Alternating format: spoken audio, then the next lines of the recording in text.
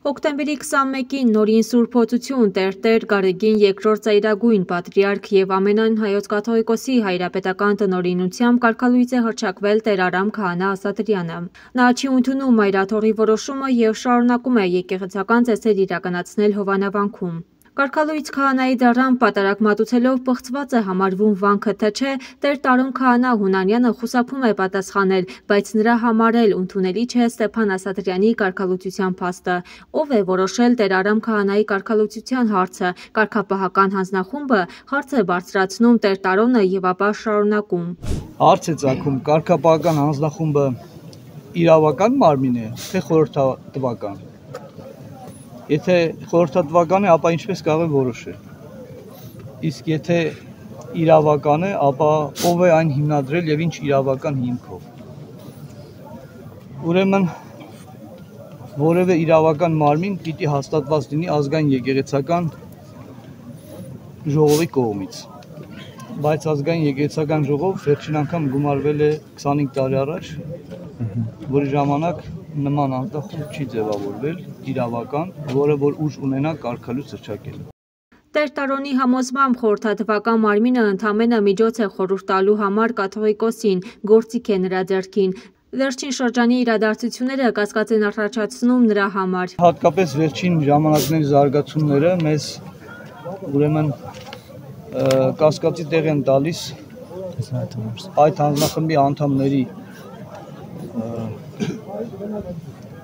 համաչափությունը նման հանձնախմբում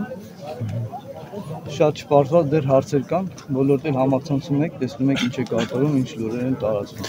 Մենք նաև հետաքրքրվեցինք, թե ինչու է պատարագի կարգը խախտվում, ինչու միաժամանակ եւ հնչվեցին զանգերը եւ այսպես կոչված քահանան խորան բարձրացավ։ Տեր Տարոնը պարզաբանեց. Որևէ մի պահանջը որևէ տեղ գրված չի եւ միանշանակ չի եւ չի եղել երբեք։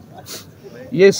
ամբողջ կյանքում պատարագ անելու պահին եմ զանգերը տվել եւ բոլոր եկեղեցիներում է այդպես, թե դուք ինչ եք ասում կես ժամ առաջ, 15 րոպե առաջ եւ ժամը պատարագ անելու որևէ եկեղեցում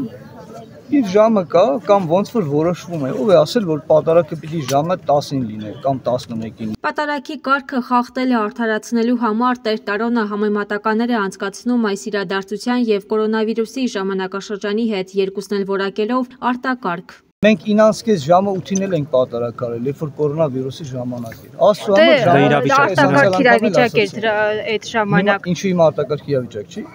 Պարտադիր է արդյոք պատարագից առաջ եկեղեցու զանգերը հնչեցնելը, մենք փորձեցինք հասկանալ մայրաթոռի տեղեկատվական համակարգի տնօրեն Տեր Եսայի քահանա Արթենյանից։ Սովորաբար ըստ ավանդույթի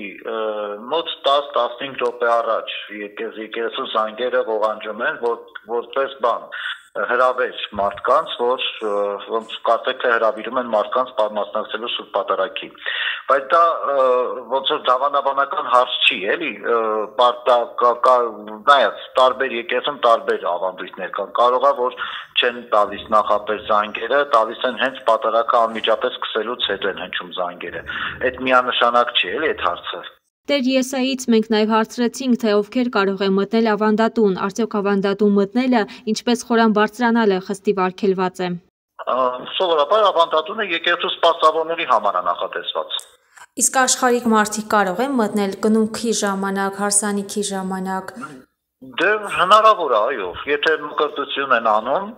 ավանդատանն է լինում մկրտությունը, եթե այդ ավանդատուն ունի նաև մկրտության ավազան։ Բնականաբար մարդիկ այդ ավանդատանը մասնակցում են մկրտության արարողությանը, այլապես եթե բանա, այնտեղ սովորաբար ավանդատունը հիմնականում հոգևորականների գործածության համար է, բայց հնարավոր է աշխարհիկը մտնի միայն հոգևորականի ցույցտվությամբ, որովհետև եթե այնտեղ աշխարհիկը անելու բան չունի, ինչի պետք է մտնի ավանդատուն, դա ոնց որ ավելի մասնավոր տարած, կոպիտ ասած։ Տեր Տարոն քահանա Հունանյանը համոզված է այս ամենը շուտով կավարտվի, բայց կզղջա նա եկեղեցուն չհնազանդվելու, խոնարհություն չցուցաբերելու եւ կարգալույծ քահանային աջակցելու համար։ Մեր այս հարցին նա պատասխանեց հետեւյալ կերպ. Մարդը պիտի զղջա, գիտեք որ արարքի համար, որը որ վատ բան է արել։ Ես ինչ վատ բան եմ անում կամ արել, կարող եք ինձ ասել։